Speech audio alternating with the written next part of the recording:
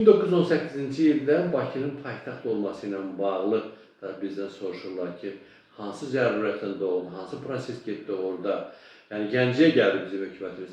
Tiflis o dövr bütün region Cənubi Qafqazın həm inzibati, həm də siyasi mərkəzi idi və o Zaqafqaziya deyilək də, Cənubi Qafqaz, Zaqafqaziya Hindistan dövründə Zaqafqaziya Seymi deyilən Seym yaranmışdı, parlament yaranmışdı və o da Gürcistan deyək ki, paytaxtı Tiflisə fəaliyyət göstərir. Tiflisdə müstəqilliyimizi elan edəndən sonra hər kəs öz deyək ki, paytaxtına getməli idi. O dövrdə bizim 2 paytaxtımız tarixi qəbul olunurdu.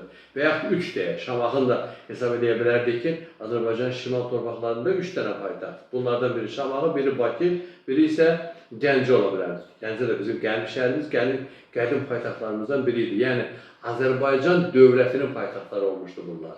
Azərbaycan dövlətlərinin yox, bir dənə dövlətimiz olan Azərbaycan dövləti, Şəddadilər sülaləsi Azərbaycan dövlətinin başında olanda, Azərbaycan dövlətinin bir hissəsinin başında olanda Gəncə paytaxtımız olub məsəl üçün və yaxud Şirvanşahlar hakimiyyətdə olanda bir dövrdə Azərbaycan dövlətinin rəhbərliyi paytaxtı Şamaxı şəhəri olubdur. Müəyyən bir dövrdə Şamaxıda zəlzələ olandan sonra Bakı paytaxtımız olubdur. Ona görə də Bakının bu dövrdə 1918-ci ildə Bakı xüsusi dünyanın diqqət mərkəzində idi. Həm böyük liman şəhəri idi, həm böyük neft şəhəri idi. Bütün dünyanın kapitalistləri, bütün investisiyalar, bütün kapital Bakıya yönəlmişdi. Bakı dünyanın gözü idi. Hər kəs Bakı uğrunda mübarizə aparırdı. Həm Bakının liman şəhəri olduğuna görə də, həm də neft sənaye şəhəri olduğuna görə. Rusiyanın burada iddiaları vardı.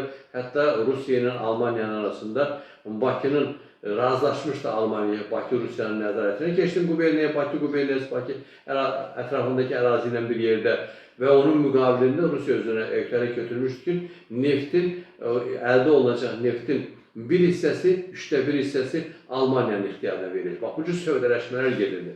Ona görə də həmin dövrdə Azərbaycan Xalq Cumhuriyyətinin rəhbərlərindən biri Məhəmməd Əmin Rəsulzadə, böyük ideologumuz, dövlət xadimi deyirdi ki, Azərbaycan Bakısız, başsız bədən kimidir.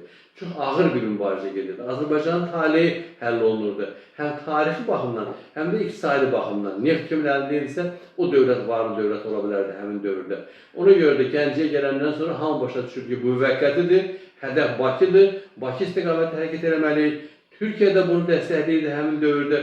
Türkiyədən bizim köməyimizə gələn Qafqaz İslam ordusu, Nuri Paşa da o niyyəti, o məqsədi bilirdi ki, Bakı istiqamətə getməliyik və ona görə də, bax bu əhəmiyyətinə görə, bu mövqeyinə görə həmin dövrdə Bakı istiqamətə hərəkət olundu və Bakı ingilislərdən, ermənilərdən, ruslardan təmizləndi.